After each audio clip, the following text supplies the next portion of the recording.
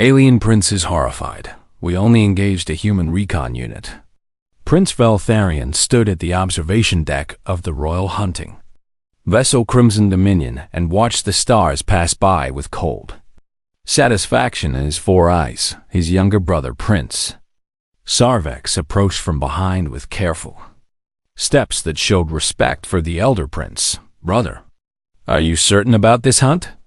Sarvex asked with hesitation in his voice. Veltharion turned and let his mandibles click with amusement at his brother's concern. "You worry too much, little brother," Veltharion said with pride dripping from every word. "Our intelligence reports show only 12 humans on that moon, and they carry nothing but light reconnaissance equipment.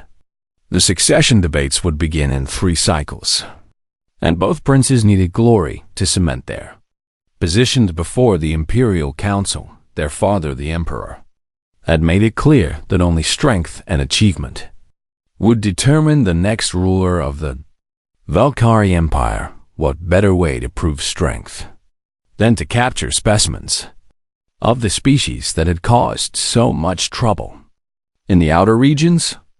Admiral Kethrix entered the observation deck with his weathered carapace showing the scars of 100 battles.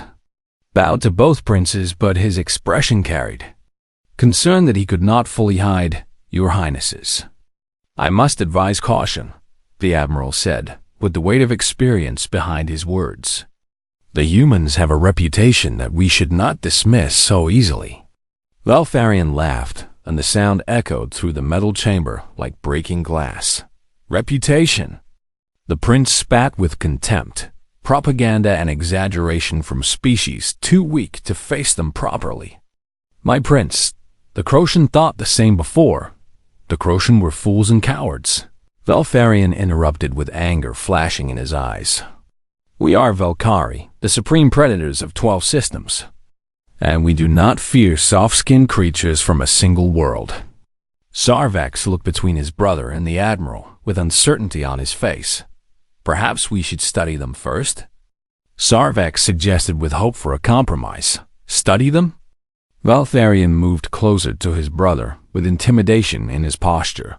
"We will study them in our laboratories after we drag them back in chains, and the Empire will see which prince has the courage to act." Admiral Kethrix knew better than to argue further when the prince's pride was at stake. He bowed again and withdrew to prepare the landing forces. 200 of the finest Valkyrie warriors would descend upon that moon, and against 12 humans with reconnaissance gear. The outcome seemed certain far below on the rocky surface of the uninhabited moon designated KR-7.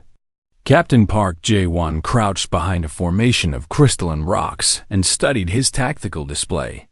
"Captain, I have multiple contacts entering the system," Sergeant Kim Soo-yeon reported through the secure channel. "Valkyrie signatures, and they are big." Park remained calm as he processed the information with the patience that had kept his unit alive through a dozen impossible situations. "How many ships?" he asked without emotion. "1 command vessel, 3 troop carriers," Kim answered with her fingers dancing across her equipment. "I estimate between 150 and 200 hostiles based on the carrier sizes." Corporal Lee Dong-hyun let out a low whistle from his position 20 meters away. "That is a lot of bugs for a simple recon mission." "Captain," Lee said with dark humor in his voice. "Private First Class Choi Minji checked her medical supplies and combat gear with practiced efficiency.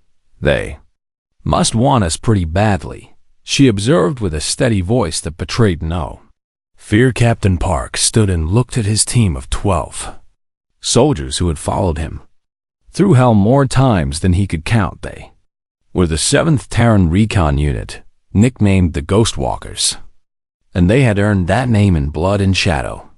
"Listen up," Park said with quiet authority that commanded immediate attention.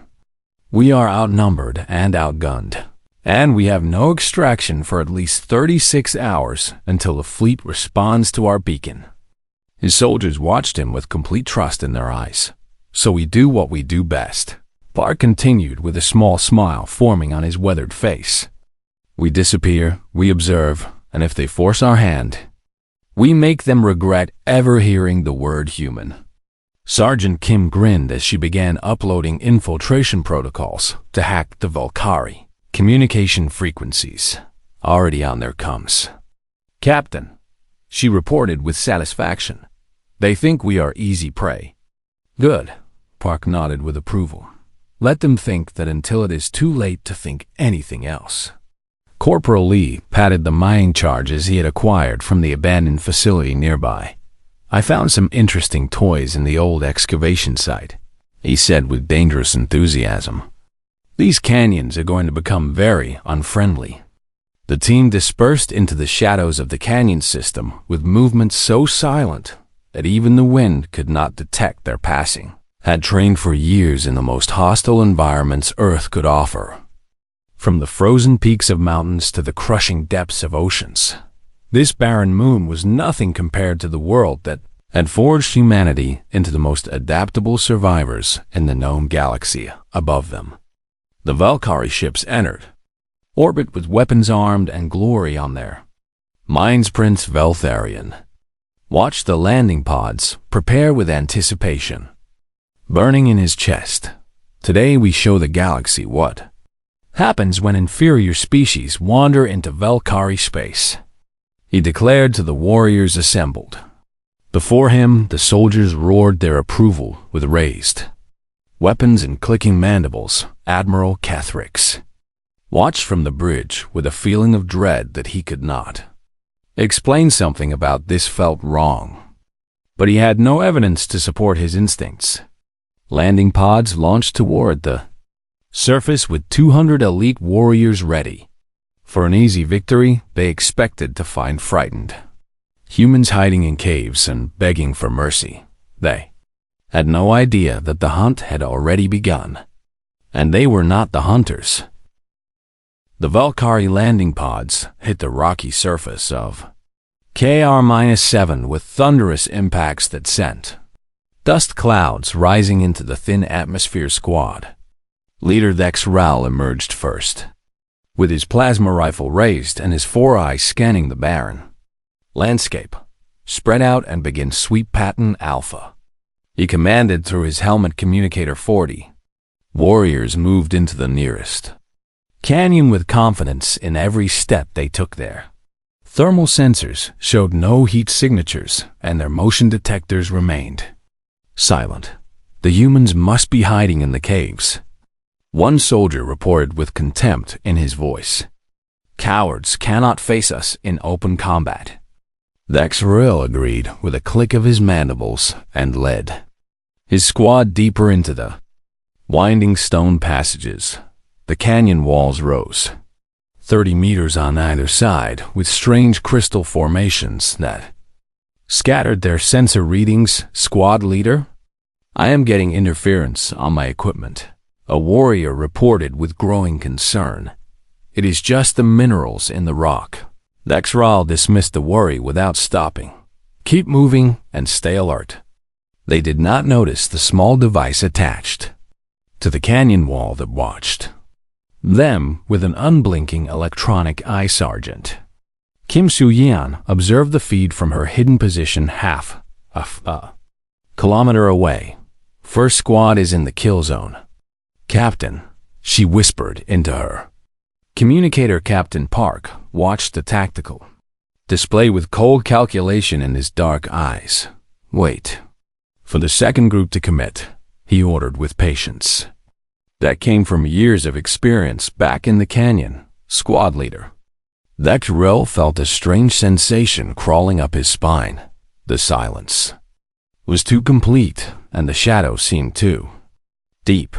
Something is wrong, he muttered to himself as his instincts screamed warnings that his pride refused to accept. A soft click echoed from somewhere above. Dexril looked up just in time to see a dark shape drop from a ledge 20 meters overhead. Private Choi Minji landed on the rearmost Valkyrie soldier with her combat knife. Finding the gap in his armor before he could make a sound, she vanished into a crack in the canyon wall before the body hit the ground. What was that? A soldier spun around with his weapon raised. Vexnar, report! Dex roll called to the rear guard. No response came. Vexnar. The squad halted and turned to find their comrade lying motionless on the stone floor. Contact. Dex Rawl screamed as panic erupted among his soldiers. They fired wildly into the shadows with plasma bolts scorching the canyon walls. Nothing moved and nothing returned fire. Where are they? A young warrior shrieked with terror. Cracking his voice, Corporal Li Donghayan pressed the detonator from his concealed position. On the canyon rim, the mining charges he had planted during the night exploded in perfect sequence. Thousands of tons of rock broke free from the canyon walls and came crashing down with unstoppable force. Dex Rawl had one moment to understand what was happening before the avalanche buried him and his entire squad. The rumble of falling stone echoed across the moon's surface and reached the ears of every Valkyrie soldier. Prince Veltharion watched from the command ship's bridge with disbelief, twisting his features. What happened down there? He demanded with fury building in his chest. Admiral Kethrix checked the reports with growing horror. We lost first squad. Your Highness, the Admiral reported with a steady voice that hid his inner turmoil.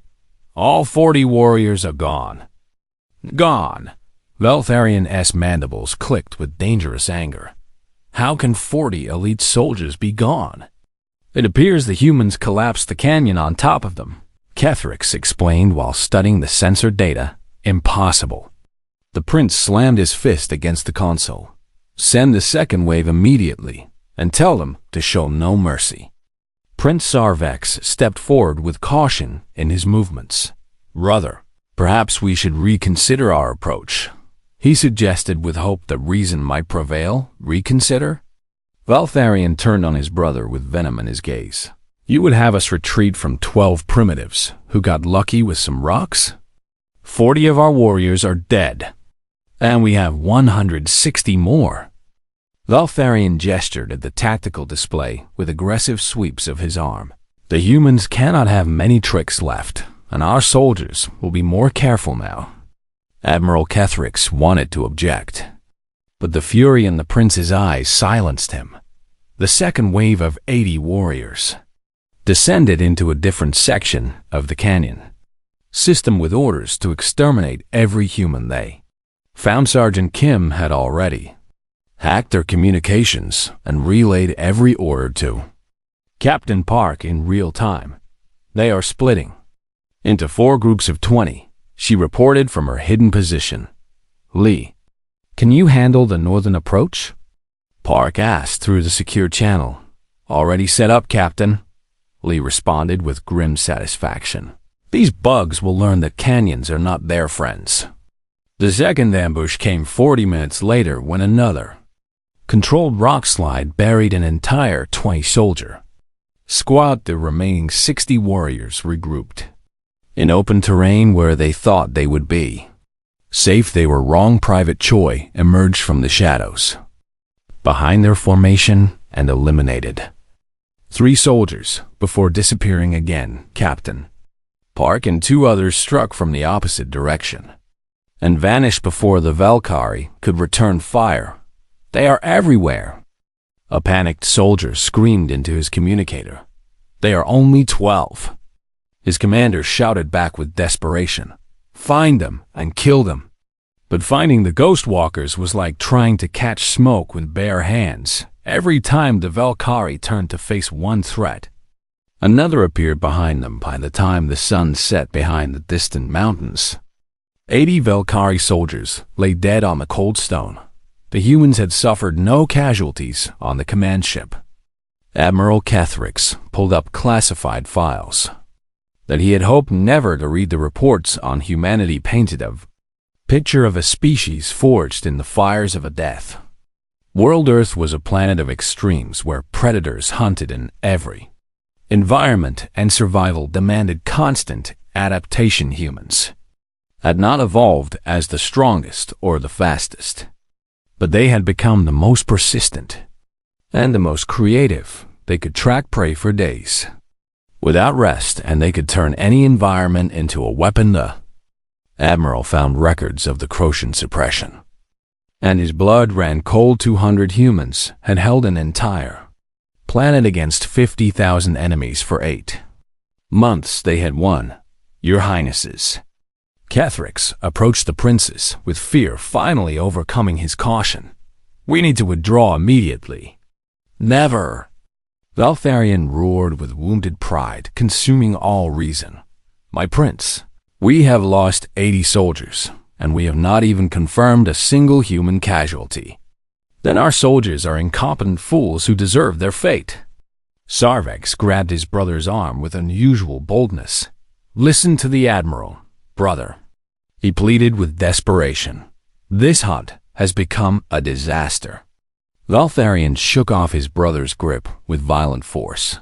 We will send every remaining soldier at once, the prince declared with madness gleaming in his eyes. 120 warriors against 12 humans. And we will burn that moon to glass if we must. Admiral Kethrix watched the prince issue orders with a sinking feeling in his chest. Had served the Empire for 40 years, and he had never known true fear until this day on the surface below. Captain Park received the intercepted transmission and smiled. They are coming with everything they have left, he informed his team. Good. Corporal Lee cracked his knuckles with anticipation. I was starting to get bored. The Ghost Walkers melted into the darkness to prepare their welcome. The night belonged to them. Darkness fell across the moon's surface like a heavy blanket, smothering the last light of hope. The Valkyrie soldiers huddled in their defensive positions with weapons pointed at shadows that seemed to move on their own commander. Drexal walked among his troops with false confidence, but his own hands trembled when he thought no one was watching. Stay alert, he ordered for the 100th time. They cannot attack us if we remain together. The soldiers believed him because they needed to believe something, but belief could not protect them from what was coming. Captain Park observed the Valkyrie camp through his night vision equipment with the patience of a wolf studying a wounded deer. Kim, status on their communications? He asked quietly, still listening to everything. Sergeant Kim confirmed with satisfaction. Their morale is breaking, Captain. Good. Park turned to his team with determination burning in his eyes. We move in 1 hour when their attention is lowest. And remember the rules. Disable and terrify, not slaughter. Corporal Lee recited with a nod. We want survivors to tell stories. Private Choi added with understanding. The Ghost Walkers had learned long ago that dead enemies told no tales. But terrified survivors spread fear faster than any weapon one. Hour passed with agonizing slowness for the Valkyrie soldiers. Every sound made them jump, and every shadow seemed to contain death. Then the attacks began. Private Choi struck first on the eastern perimeter. She emerged from the darkness behind a guard and disabled him with a precise blow to the nerve cluster at the base of his skull before his partner could react. She vanished back into the night like smoke on the wind. Contact east. Someone screamed into the communication channel. Every weapon swung toward the east, but there was nothing to shoot. Then Captain Park hit the western perimeter. A soldier dropped without a sound, and his companions spun to find only empty air where the attacker should have been. Contact west. The formation began to collapse as soldiers abandoned their posts to cluster together. Hold your positions, Drexal shouted with desperation cracking. His voice no one listened. Corporal Lee detonated a small charge on the northern edge of the camp. Explosion was more noise than damage, but it sent 20 soldiers running south in blind panic. They ran directly into an ambush prepared by 3 Ghost Walkers who had circled around during the Chaos 6. Valkyrie fell in 3 seconds before the humans melted away again. They are everywhere. A young soldier screamed with his sanity crumbling under the pressure. Sergeant, Kim activated the broadcast system she had set up earlier that day. Her voice echoed across the camp from a dozen hidden speakers. Valkyrie soldiers. This is your final warning, she announced with ice-cold certainty. Surrender and live, or fight and die, and the choice is yours. For a moment, nothing moved. Then a soldier named Vexthel threw down his weapon and raised his hands toward the dark sky. I surrender, he cried with tears streaming from his 4 eyes. I surrender to the humans. Commander Drexel watched in horror as more soldiers followed. 10 weapons hit the ground, then 20, then 30 Valkyrie warriors, the elite of the Empire, were surrendering to a dozen unseen enemies. Cowards. Drexel screamed with rage, consuming the last of his reason. You disgrace your ancestors. He raised his pistol and shot Vexthel in the back. The surrendering soldier collapsed dead on the cold. Stone silence fell across the camp with the weight of eternity. He killed his own soldier. A warrior whispered with disbelief. For surrendering. Another added with horror, growing in his voice. Commander Drexel spun to face his troops with his pistol still smoking. Anyone else who shows weakness will share his fate, he declared with madness gleaming in his eyes, but his soldiers looked at him with new eyes now. They saw not a leader, but a monster who would murder them for trying to survive. Captain Park watched the scene through his scope, with cold fury building in his chest. Change of plans, he said to his team through the communicator. The commander dies tonight. Private Choi emerged from the darkness, 30 meters from Drexel's position. Commander, she called out with a voice that cut through the chaos. Face me, if you have courage. Drexel spun toward the sound with his weapon raised. Human, he snarled with hatred. Finally, you show yourself. He fired at her position, but Choi had already moved. She appeared behind him and drove her blade through the gap in his armor at the shoulder joint. Drexel screamed and dropped his pistol as his arm went limp. That was for the soldier you murdered, Choi whispered in his ear before vanishing again. The remaining Valkyrie watched their commander fall to his knees with blood pouring from his wound. No. One moved to help him. Corporal Lee appeared at the southern edge of the camp with a launcher on his shoulder. Your shuttle just became scrap metal, he announced before firing. The missile streaked across the night sky and struck the Prince's landing craft with devastating accuracy. The explosion lit up the darkness and sent burning debris raining down across the plain on the command ship. Prince Veltharion watched the destruction of their escape route with his mouth hanging open in shock. They destroyed our shuttle. Prince Sarvex stated the obvious with a voice drained of all emotion. They trapped us on the surface. Veltharion finally understood with dawning horror. Admiral Kethrix detected something on the long-range sensors that made his heart sink. Your Highnesses, we have incoming vessels, he reported with resignation. Terran signatures, 3 cruisers and a carrier. How? Veltharion demanded with desperation. How did they respond so quickly? The humans sent an emergency beacon before we even landed. Kethrix explained what he should have anticipated from the start. They were never trying to win, my prince. They were trying to survive until reinforcements arrived. The Terran 4th Response Fleet dropped out of faster than light travel with weapons already charging. Commander Helena Torres observed the Valkyrie command ship on her display with cold professional assessment. Attention Valkyrie vessel. She broadcast on all frequencies. This is the Terran warship Indomitable, and you have attacked Terran military personnel in violation of 17 galactic treaties. We are a diplomatic vessel. Prince Veltharion screamed into the communicator, with lies spilling from his mandibles.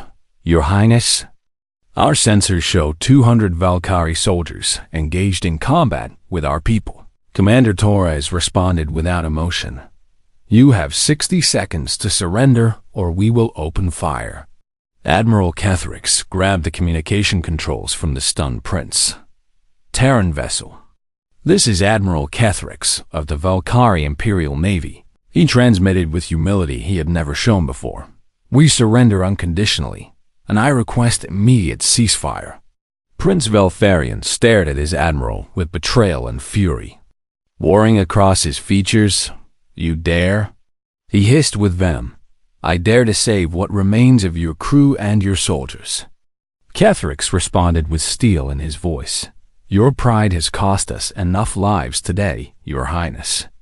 On the surface below, the remaining Velkhari soldiers heard the surrender order with overwhelming relief weapons drop to the ground throughout the camp as warriors fell to their knees with exhaustion and gratitude. Captain Park emerged from the darkness with his team forming around him. They had fought all night without rest. Yet they stood with straight backs and steady eyes. "It is over," Park announced to the defeated soldiers. "Medical attention will be provided to your wounded." Private Choi was already moving through the camp with her medical kit, treating Velkhari, soldiers who hours ago had hunted her like an animal commander. Drexal lay where he had fallen with his wound, bleeding slowly into the dust. No human approached him, and no Velkhari soldier moved to help him. He had murdered one of his own, and now he would face the consequences alone. "Captain Park," Sergeant Kim called out with a smile forming on her tired face. "I count 43 prisoners, and they are very eager to cooperate." Park nodded with grim satisfaction. The 7th Terran Reconnaissance Unit had faced 200 elite warriors with nothing but skill, courage, and an unbreakable will to survive. They had lost no one. 2 soldiers had minor wounds that Choi had already treated. The Velkhari had lost over 160 warriors with 40 dead, and the rest wounded or broken beyond combat effectiveness. The Ghostwalkers had earned their name once again as the first Terran shuttles descended from the fleet above. Park looked up at the stars with quiet pride. They were reconnaissance soldiers, not heroes. This was simply what they did.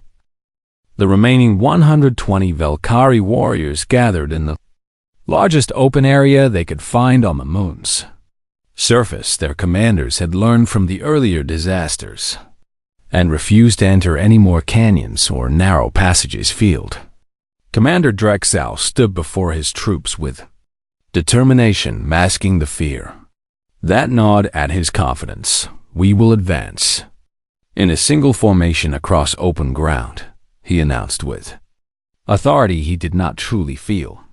No more ambush and no more surprises. The soldiers checked their weapons and formed tight ranks under the pale light of distant stars.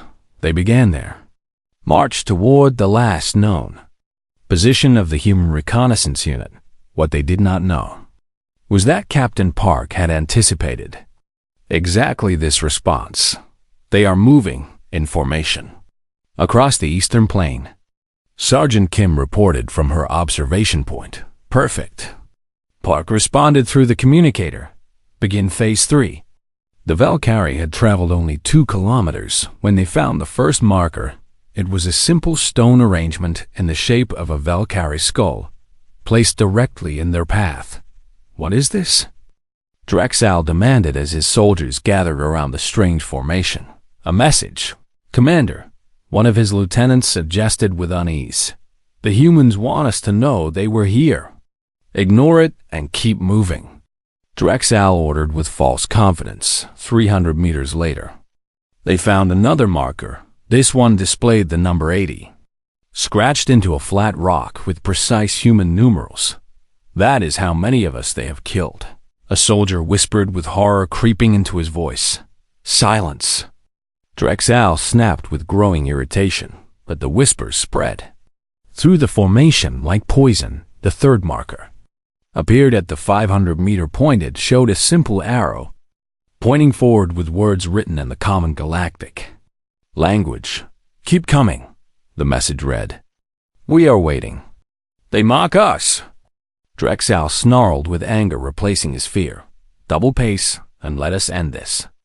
The formation picked up speed, but their discipline began to crack. Soldiers looked at every shadow with suspicion and jumped at every sound the wind carried. Then the sounds began. A human voice echoed across the plain from speakers hidden among the rocks. It spoke in the live common tongue with calm clarity that somehow made the words more terrifying. Valkyrie soldiers, you have entered a combat zone against Terran forces, the voice announced.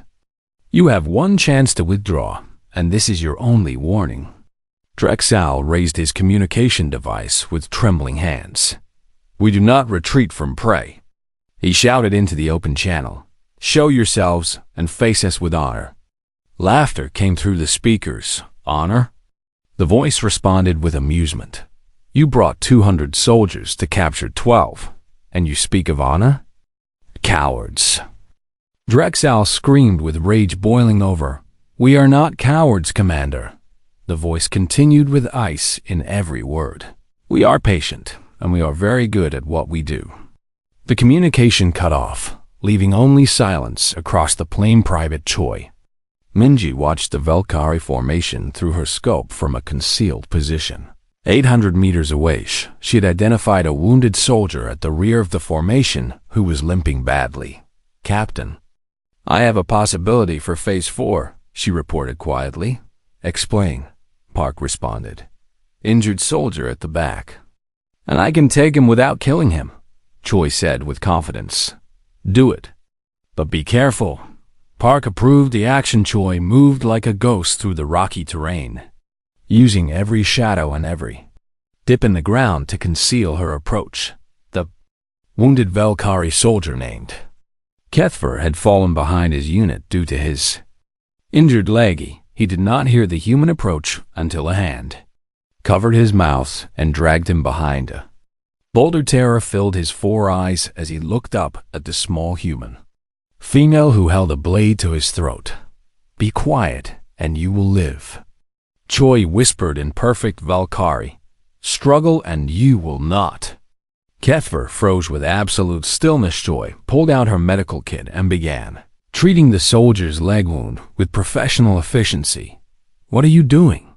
Kethver managed to ask with confusion overwhelming his fear. Fixing your leg, Choi responded without stopping her work. You tore a tendon and the wound is infected. So you would have lost a limb within a week. Why would you help me? The Valkyrie could not comprehend what was happening. Choi finished applying the bandage and looked into his eyes with something that might have been compassion. Because I am a medic, and killing is not my first choice, she answered simply. Now I am going to let you go back to your people with a message. What message? Tell them what you saw here. Choi leaned closer with intensity in her gaze. Tell them that we showed you mercy when we could have killed you, and tell them that this mercy ends if they do not leave. She helped Kethver to his feet and pointed him toward his retreating unit. Go now, and convince them to withdraw before more of your brothers die for nothing. Kethver stumbled away with his mind spinning from the impossible experience. He found his unit 30 minutes later and collapsed before Commander Drexal. Where have you been? Drexal demanded with suspicion. The humans took me. Kethver gasped with exhaustion. They captured me, and then they let me go. Impossible. Drexal could not believe what he was hearing. They healed my wound. Kethver showed the professional bandage on his leg. The human said it was mercy, and she said it would end if we do not leave. Word spread through the remaining soldiers like wildfire. The humans had captured one of them and chosen to show kindness instead of cruelty. This was not the behavior of weak prey. This was the confidence of apex predators who did not need to prove their strength through unnecessary killing on the command ship. Prince Sarvax listened to the report with growing dread. Brother, they released our soldier after treating his wounds, he said to Veltharion with desperate hope. Perhaps they are willing to negotiate? They are trying to make us look weak. Veltharion refused to see anything but challenge to his pride. This changes nothing. Admiral Kethrix had spent the past hours researching everything he could find about the specific human unit they faced. What he discovered made his blood freeze in his veins. Your Highnesses, he interrupted with urgency, overcoming protocol. I have identified the human unit we are fighting, and Valfarian asked with impatience. They are the 7th Terran Reconnaissance Unit. Designation Ghostwalkers, the Admiral read from his display with a voice that trembled slightly. They are veterans of the Crocian suppression. Prince Sarvex went pale beneath his carapace. The Crocian suppression? He repeated with horror. The battle where 200 humans held against 50,000? These 12 soldiers were among that 200. Kethrix confirmed with grim certainty. Their commander, Captain Park J1, personally eliminated over 300 enemy combatants during that campaign. Lies and propaganda. Valfarian dismissed the information with a wave of his hand. My prince. The data comes from Galactic Council military archives. Kethrix pressed forward with courage born of desperation. Humans have never lost a war of attrition in their recorded history, and these are not common soldiers. They are still only 12. 12 of the most dangerous beings in the galaxy. Valfarian grabbed the Admiral by his uniform and pulled him close with rage distorting his features. You will say nothing more about retreat, the prince hissed with venom. We will crush these humans or die trying, and that is final. Admiral Kethrix looked into the eyes of madness and saw no hope for reason. Bowed his head in submission while privately beginning to compose his final report to the Emperor. The succession crisis might resolve itself sooner than anyone expected on the surface below. Captain Park watched the Valkyrie formation halt and begin setting up defensive positions. They stopped advancing. Sergeant Kim reported with curiosity. They are digging in. Park nodded with satisfaction at the tactical display. They have shifted from hunters to hunted. He observed with quiet pride. Now we finish this. What is the plan, Captain? Corporal Lee asked with eagerness. Tonight we show them what humans can do in the dark. Park answered with a predator's smile. And tomorrow they will beg to go home. The Ghostwalkers began preparing for the final phase of their Operation Mercy. Had been offered and rejected now. Only the lesson remained. The Terran shuttle descended through the thin atmosphere of KR-7 with navigation lights cutting through the darkness like harbingers of judgment. Captain Park watched the landing. With his team standing at attention beside him, Commander Helena Torres emerged from the shuttle with a squad of Terran Marines at her back. She approached the reconnaissance unit with a mixture of relief and admiration on her weathered face. Captain Park, she saluted with genuine respect. You and your team are quite difficult to kill. We had motivation, Commander. Park returned the salute. With a tired smile, Torres surveyed the scene. Before her, with professional assessment, Valari prisoners sat in ordered rows with their wounds treated and their weapons confiscated. The bodies of the fallen had been arranged with respect despite the battle that had produced them. Your report mentioned 2 princes among the enemy forces? Torres asked with interest. Trapped on the surface when Corporal Lee destroyed their shuttle, Park confirmed with satisfaction. They are still aboard their command vessel in orbit. Torres nodded with a predator's gleam in her eyes. Time to collect our prizes then. The Terran fleet had surrounded the Valkyrie command ship with weapons locked and boarding shuttles. Ready Admiral Kethrix stood on the bridge with his head bowed in defeat, while the princes argued behind him. We must fight. Prince Valfarian screamed with spittle flying from his mandibles. We are royalty of the Valkyrie Empire, and we do not surrender to lesser species. Brother, look around you. Prince Sarvex gestured at the fleet visible through the viewports. We have no weapons, no soldiers, and no hope of victory. Father will send the Imperial fleet to rescue us. Father will disown us for starting an illegal war. Sarvex grabbed his brother's shoulders with desperation. We attacked Terran soldiers in neutral space without provocation, and the Galactic Council will demand our heads. The truth of those words finally penetrated Valfarian's rage's mandibles clicked in helpless frustration as reality crashed down upon his dreams of glory. What do we do? he asked with a voice suddenly small and broken. Admiral Kethrix turned to face his princes with something approaching pity. "We surrender with whatever dignity remains, Your Highnesses," he said with quiet authority. "And we pray that the humans value prisoners more than vengeance." The boarding was swift and professional. Terran Marines secured the command ship without firing a single shot. Admiral Kethrix surrendered his sidearm to Commander Torres with a bow of respect. The princes were escorted to separate holding cells with their imperial arrogance stripped away by shock and fear. Torres walked through the ship until she found the admiral waiting in the conference room. "You must be the one who ordered the surrender," she observed with curiosity. "Someone had to end the madness." Kethrix replied without shame, "My princes allowed pride to override wisdom, and our soldiers paid the price for their arrogance." 160 casualties against 12 reconnaissance soldiers. Torres stated the numbers with wonder in her voice. "Your warriors must be asking themselves what happened." Kethrix met her eyes with honesty that surprised her. "I will tell you what happened, Commander," he said with the weight of painful learning. "We believed the stories about human weakness were truth, and we discovered too late that they were lies we told ourselves to feel superior. And now I understand why the Crocian no longer exists as a military power." Kethrix shook his head with bitter wisdom. "Your species does not fight like others, Commander, and you do not think like others." Torres leaned forward with genuine interest in her eyes. "How do we think, Admiral?" "Other species fight for territory or resources or pride," Kethrix explained with the clarity of hard-won knowledge. "Humans fight for each other, and that makes you impossible to defeat without destroying you entirely."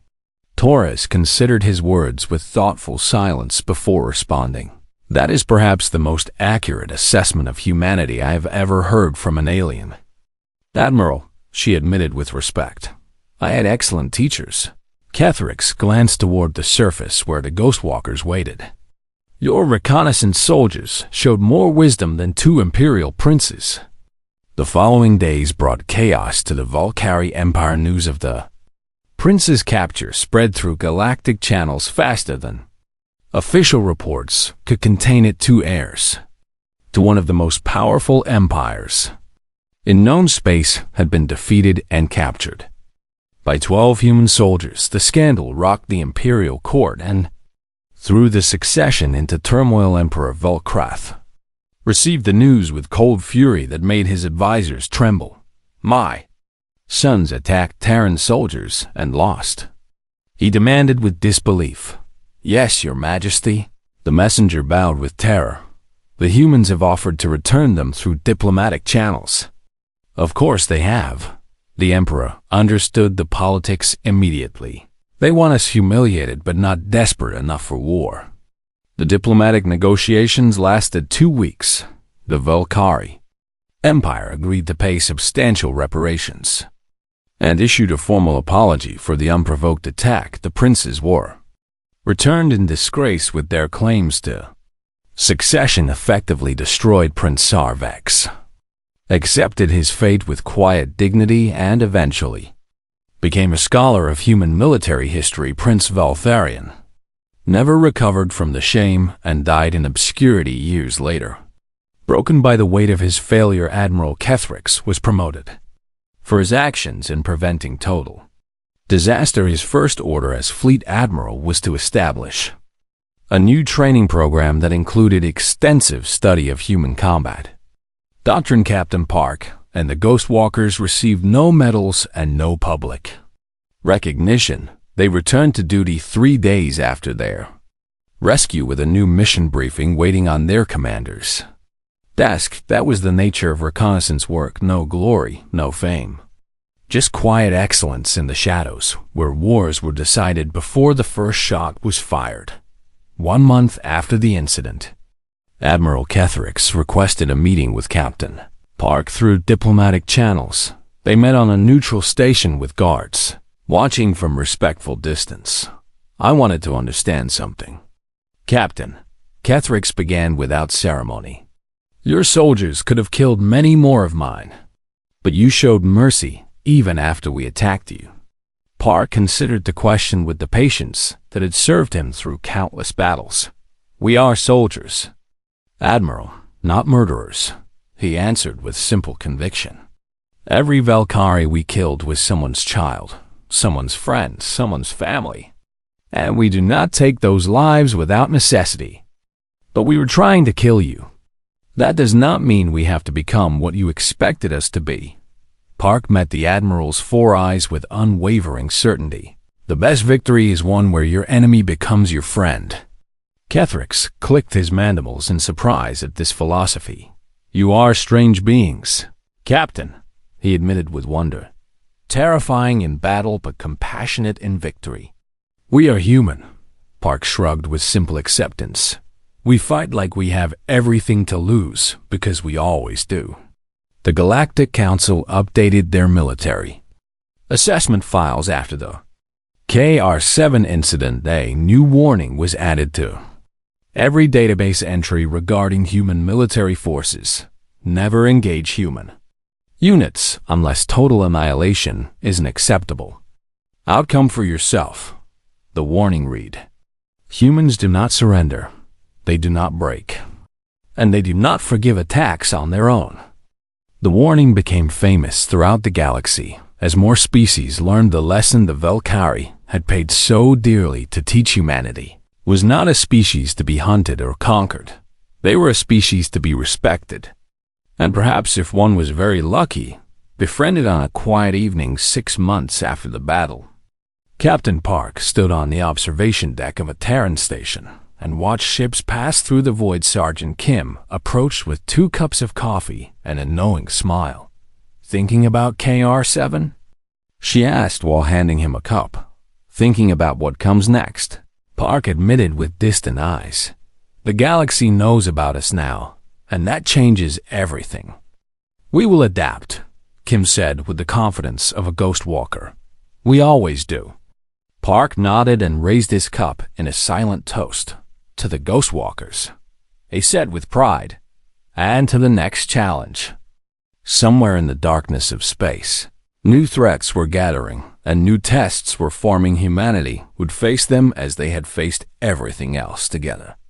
Unbreakable and absolutely terrifying to anyone foolish enough to stand against them. The end was only another beginning.